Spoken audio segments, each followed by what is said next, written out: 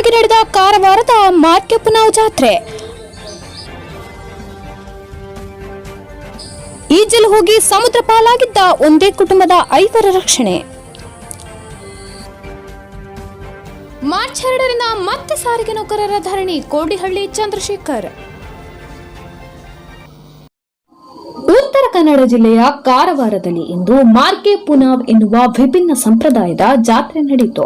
ಈ ಜಾತ್ರೆಯಲ್ಲಿ ಗಂಡು ಮಕ್ಕಳು ಹೊಟ್ಟೆಗೆ ಸೂಜಿ ಚುಚ್ಚಿಕೊಂಡು ನೂಲನ್ನ ಪೋಣಿಸುವ ಸಂಪ್ರದಾಯ ಆಚರಿಸಿದ್ರೆ, ಇನ್ನೊಂದೆಡೆ ಹೆಣ್ಣು ಮಕ್ಕಳು ದೀಪವನ್ನ ಹೊತ್ತು ಹರಕೆ ಈಡೇರಿಸುವ ಮೂಲಕ ಜಾತ್ರೆಯನ್ನ ಆಚರಿಸಿದ್ರು. ಕಾರವಾರದ ಮಾಜಹಳ್ಳಿ ಗ್ರಾಮದಲ್ಲಿ ಇಂದು ಮಾರ್ಕೆಪುನಾವ್ ಅನ್ನೋ ವಿಶಿಷ್ಟ ಜಾತ್ರೆಯೊಂದು ನಡೆಯಿತು. ಪ್ರತಿ ವರ್ಷ ಗ್ರಾಮದ ಧಾಡ್ ದೇವರ ದೇವಸ್ಥಾನದ ಬಳಿ ನಡೆಯುವ ಈ ಜಾತ್ರೆಯಲ್ಲಿ ಯುವಕರು ಸೂಜಿ ಚುಚ್ಚಿಸಿಕೊಳ್ಳುವ ಮೂಲಕ ದೇವರಿಗೆ ಹರಕೆಯನ್ನು ಪ್ರೌಢಾವಸ್ಥೆಯ ಪೂರ್ವದಲ್ಲಿ ಗಂಡು ಮಕ್ಕಳು ಹೊಕ್ಕಳ ಬಳಿ ದಾರ ಪೂಣಿಸಿಕೊಳ್ಳುವುದರಿಂದ ಒಳ್ಳೆಯದಾಗತ್ತೆ ಎನ್ನುವ ನಂಬಿಕೆ ಇಲ್ಲಿನ ಜನರಲ್ಲಿದೆ. ಅಲ್ಲದೆ ಮುಂದೆ ಜೀವನದಲ್ಲಿ ಎಂತಹ ಕಷ್ಟಗಳು ಬಂದರೂ ಧೈರ್ಯವಾಗಿ ಎದುರಿಸಲು ಇದರಿಂದ ಸಹಾಯವಾಗುತ್ತದೆ ಎನ್ನುವ ನಂಬಿಕೆ ಇರುವುದರಿಂದ ಮದುವೆಗೂ ಮೊದಲು ಯುವಕರು ಮತ್ತು ಮಕ್ಕಳು ಸೂಜಿ ಚುಚ್ಚಿಸಿಕೊಳ್ಳುವುದು ಇಲ್ಲಿನ ವಾಡಿಕೆಯಾಗಿದೆ. ಈ ರೀತಿ ಮಾಡಿದ್ದಲ್ಲಿ ಮುಂದೆ ಜೀವನದಲ್ಲಿ ಯಾವುದೇ ರೀತಿಯ ಕಷ್ಟಗಳು ಎದುರಾಗುವುದಿಲ್ಲ ಅನ್ನೋ ನಂಬಿಕೆ ಇದೆ. ಹಿಂದಿನಿಂದಲೂ ರೂಢಿಯಲ್ಲಿದ್ದು ಈ ಬಾರಿ ಸುಮಾರು 50ಕ್ಕೂ ಹೆಚ್ಚು ಪುರುಷರು ಹಾಗೂ ಮಕ್ಕಳು ಅರ್ಚಕರಿಂದ ದಾರ ಪೋಣಿಸಿಕೊಂಡು ಹರಕೆ ಅರ್ಪಿಸಿದ್ರು. ಬಳಿಕ ಧಾಡ್ ದೇವರ ದೇವಸ್ಥಾನದಿಂದ ಸುಮಾರು 1 ಕಿಲೋಮೀಟರ್ ದೂರವಿರುವ ದೇವತಿ ದೇವಿಯ ದೇವಸ್ಥಾನದ ಬಳಿ ಹರಕೆ ಹೊತ್ತವರು ಬಂಡಿಯೊಂದಿಗೆ ತೆರಳುತ್ತಾರೆ. ಸೂಜಿ ದಾರ ಪೋಣಿಸಿಕೊಂಡವರು ಆ ದೇವಸ್ಥಾನದ ಬಳಿ ತೆರಳಿ ಅಲ್ಲಿ ದಾರವನ್ನ ತೆಗೆಸಿಕೊಂಡ ಬಳಿಕ ಅವರ ಹರಕೆ ತೀರಿದಂತಾಗತ್ತೆ. ಗ್ರಾಮದ ಯುವತಿಯರು, ಸೊಸೆಯಾಗಿ ಗ್ರಾಮಕ್ಕೆ ಬಂದ ಸ್ತ್ರೀಯರು ಹಾಗೂ ಹರಕೆ ಹೊತ್ತುಕೊಂಡ ಮಹಿಳೆಯರು ದೀಪ ಸೇವೆಯನ್ನ ನೀಡ್ತಾರೆ. ತಮ್ಮ ತಲೆಯ ಮೇಲೆ 5 ಬತ್ತಿ ಇರುವ ದೀಪವನ್ನ ಹೊತ್ತುಕೊಂಡು ದಾಡ್ ದೇವಸ್ಥಾನದಿಂದ ದೇವತಿ ದೇವಿ ದೇವಸ್ಥಾನದವರೆಗೆ ಬಿಸಿಲಿನಲ್ಲೇ ಕಾಲು ನಡಿಗೆಯಲ್ಲಿ ಸಾಲಾಗಿ ಸಂಚರಿಸುತ್ತಾರೆ. ಪುರಾತನ ಕಾಲದಿಂದ ನಡೆದು ಬರುತ್ತಿರುವ ಈ ಜಾತ್ರೆಗೆ ಗೋವಾ, ಮಹಾರಾಷ್ಟ್ರ, ಮುಂಬೈ ಸೇರಿದಂತೆ ವಿವಿಧೆಡೆಯಿಂದ ಭಕ್ತರು ಬರ್ತಾರೆ.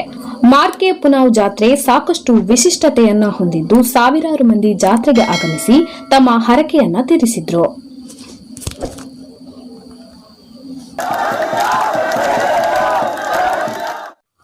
ರಾಜ್ಯಾದ್ಯಂತ ಇಂದು ಎಫ್ಡಿ ಪರೀಕ್ಷೆ ನಡೆದಿದ್ದು, ಉತ್ತರ ಕನ್ನಡ ಜಿಲ್ಲೆಯಲ್ಲಿಂದು 7,958 ಪರೀಕ್ಷಾರ್ಥಿಗಳು ಪರೀಕ್ಷೆಗೆ ನೋಂದಣಿಯಾಗಿದ್ರು. ಆದರೆ ಪರೀಕ್ಷೆಯಲ್ಲಿ ಹಾಜರಾದವರ ಸಂಖ್ಯೆಯಲ್ಲಿ ಭಾರಿ ಇಳಿಮುಖವಾಗಿತ್ತು. ಜಿಲ್ಲೆಯ ಕಾರವಾರ, ಕುಮಟಾ, ಶಿರಸಿಯಲ್ಲಿ ಸೇರಿ ಒಟ್ಟು 24 ಪರೀಕ್ಷಾ ಕೇಂದ್ರಗಳನ್ನು ತೆರೆಯಲಾಗಿತ್ತು. ಪರೀಕ್ಷೆ ಕೇಂದ್ರದ ಸುತ್ತ ಬಿಗು ಪೊಲೀಸ್ ಬಂದೋಬಸ್ತ ಮಾಡಲಾಗಿತ್ತು.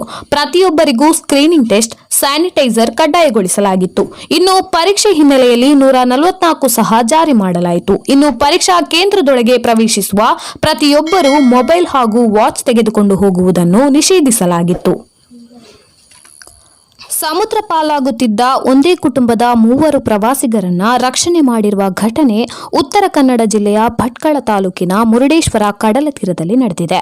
ಬೆಂಗಳೂರಿನ ಕತ್ರಗುಪ್ಪೆಯಿಂದ ಮುರುಡೇಶ್ವರಕ್ಕೆ ಪ್ರವಾಸಕ್ಕೆಂದೇ ಒಂದೇ ಕುಟುಂಬದ 5 ಆಗಮಿಸಿದ್ರು. ಇಂದು ಬೆಳಿಗ್ಗೆ ಆಗಮಿಸಿದ ಕುಟುಂಬಸ್ಥರು ಸಮುದ್ರದಲ್ಲಿ ಈಜಾಡಲು ನೀರಿಗಿಳಿದಿದ್ರು.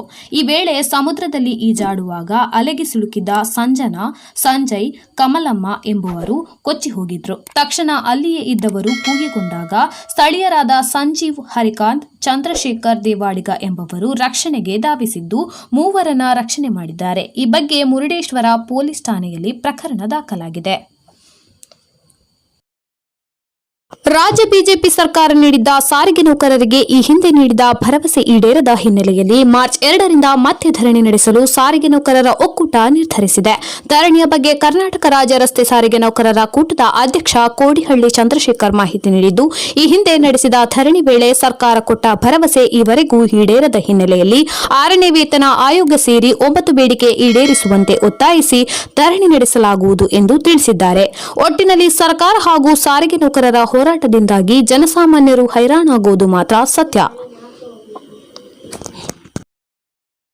ಕೇರಳ ಹಾಗೂ ಕಾರವಾರ ನಡುವೆ ಬರುವ ಜೂನ್ ತಿಂಗಳಿನಿಂದಲೇ ವಿದ್ಯುತ್ ಚಾಲಿತ ರೈಲುಗಳ ಸಂಚಾರ ಆರಂಭವಾಗಲಿದೆ ಎಂದು ಕೊಂಕಣ ರೈಲ್ವೆ ಮೂಲಗಳು ತಿಳಿಸಿವೆ.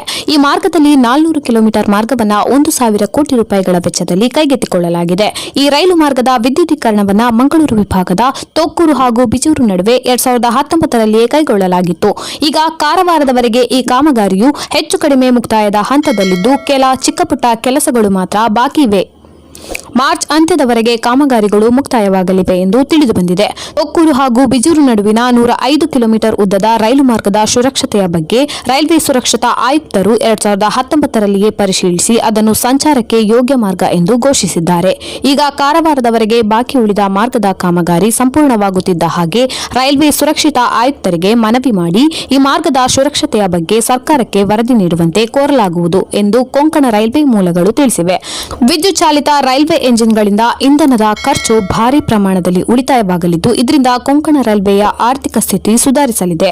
ಪ್ರಸ್ತುತ 300 ಕಿಲೋಮೀಟರ್ ದೂರವನ್ನು ಕ್ರಮಿಸಲು ಪ್ರಯಾಣಿಕರ ರೈಲ್ವೆ ಎಂಜಿನ್ಗಳಿಗೆ 1500 ಲೀಟರ್ನಷ್ಟು ಇಂಧನ ಬೇಕಾಗಿತ್ತು. ಆದರೆ ಇದೀಗ ವಿದ್ಯುತ್ ಚಾಲಿತ ರೈಲು ಸಂಚಾರದ ಬಳಿಕ ಕೊಂಕಣ ರೈಲ್ವೆ ಇಲಾಖೆಗೆ ಭಾರಿ ಪ್ರಮಾಣದಲ್ಲಿ ಆರ್ಥಿಕ ಹೊರೆ ಕಮ್ಮಿಯಾಗಲಿದೆ.